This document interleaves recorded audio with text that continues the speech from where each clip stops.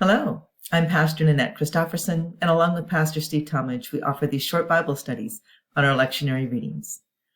This week, it just seems like Lent has begun, and we will start wrapping it up with Palm Sunday and Jesus' entry into Jerusalem, along with the story of the Passion. Some of you may remember that when you were a kid, you heard the readings of Palm Sunday, maybe even into adulthood.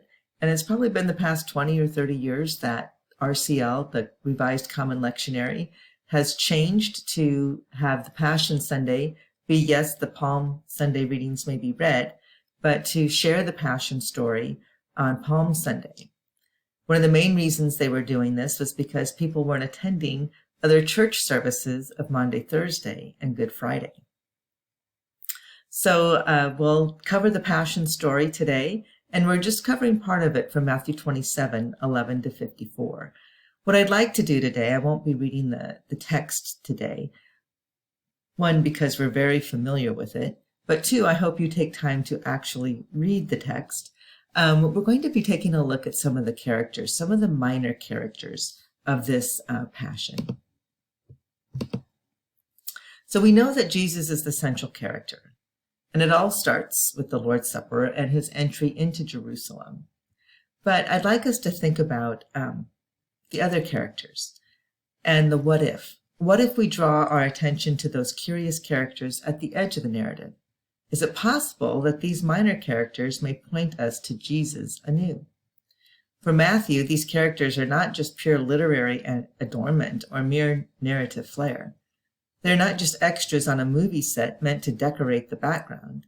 Instead, these individuals are purposefully placed to point us to the crucified Christ.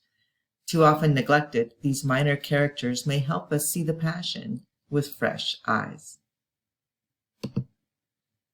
So my hope today is that as we take a look at some of these other characters that we really, unfortunately, don't know a lot about, and it'd be wonderful if we could go back in time and hear their first person narrative and hear their perspective. I think it's important to take a look at these people that were a part of all of this whole big story. I'd like to start with Martin Luther's quote about each betrayal begins with trust. And we see two betrayers, Judas and Peter, who were among Jesus's trusted followers. They were ones who were part of the 12 and were ones who would claim to follow and love Jesus. So first, let's take a highlight, of seemingly odd couple early in this long narrative. Peter, we know, will become an influential leader in the early church. In contrast, according to Dante's Inferno, Judas faces eternal damnation in the maw of Satan himself. And yet Matthew parallelized their betrayals of Jesus. Both are one of the 12. Both are present at the supper. Both betray Jesus. Their similarities then largely cease. Judas meets a famously untimely demise. That Peter's fall is not irreversible is intimated in the concluding chapters of Matthew and in the wider church tradition. At the moment when faith was most severely tested and the cost of discipleship was highest, both Judas and Peter fail. They remind us that at the cross there is but a thin line between faithfulness and treachery. We are constantly tempted to broach that line. We trust that repentance is always possible, even for Judas. What do we make of their divergent paths? So what do you make of their different paths? I'd like you to think about that for a minute. I'd also like you to consider when I watched the Passion in Germany, they gave a very interesting a characterization of Judas. Judas was in deep conflict over what he should do, but he really believed in the play that he was the one that needed to start a revolution against Rome, that Jesus was going to be the one to set things right. And so by turning him over, by betraying him, he was actually doing what he needed to do to help Jesus save the world. Interesting perspective and something new maybe to think about. We can also take a look at power and corruption, Caiaphas and Pilate. Jesus' execution is a conspiracy of empowered cowardice and derelict duty. Caiaphas and his co-conspirators have predetermined the outcome of the show trial and now only need the pretense of evidence. They arrange for false testimony, but still cannot find a way to condemn the innocent. And ultimately, it takes Caiaphas' direct involvement to inflate already trumped-up charges of blasphemy. But the office of the high priest cannot put someone to death. To achieve his ends, Caiaphas turns to Pilate, whose primary job was keeping the peace. Pilate attempts to diffuse an increasingly rabid crowd, but eventually defers to their passions rather than justice. When Pilate washes his hands, he does nothing to minimize his complicity. The politics may be the proximate cause of Jesus' death, but Matthew's readers are fully aware that God continues to work in the background. The conspiracy around Jesus' death is a powerful reminder to the political implications of following Jesus to the cross. Then we have the accidental actors, Barabbas and Simon of Cyrene. We might imagine that neither Barabbas nor Simon could have anticipated the role they would play in the story. An insurrectionist, Barabbas could not have anticipated a pardon after committing crimes against the political order. If we take a look at Simon of Cyrene, he's an immigrant or sojourner from northern Africa. Simon could not have anticipated being commissioned to help in the crucifixion of a presumed criminal. We know little about these two characters. We know even less about how their involvement in the Passion affected their lives. Whether as an innocent bystander or a jailed criminal, the path of God's Son may cross ours at the most unexpected moments. How will we react when we are freed from our prisons?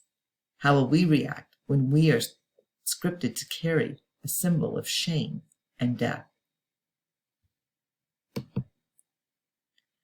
Jesus dies between two bandits.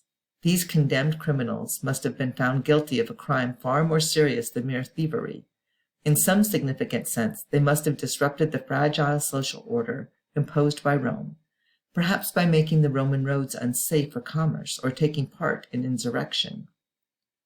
Matthew 27:44 notes only that these two bandits derided Jesus along with the crowds that gathered to witness a trio of executions.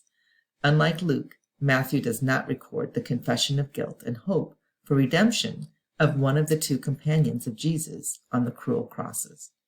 In Matthew, the portrait is stark. At the end of his life, Jesus dies alongside two convicted brigands who mock Jesus with their last gasps of breath. At the end of his life, Jesus faces a virtually unanimous public shaming, a veritable consensus around Jesus' guilt. We, however, know how the story ends. One of the most striking consistencies among the Gospels is the shared tradition that a number of female followers of Jesus persevered to the very end. Though deserted by the disciples, Jesus is not wholly bereft of friends in this moment of darkness. The light of recognition also emerges from an unlikely source.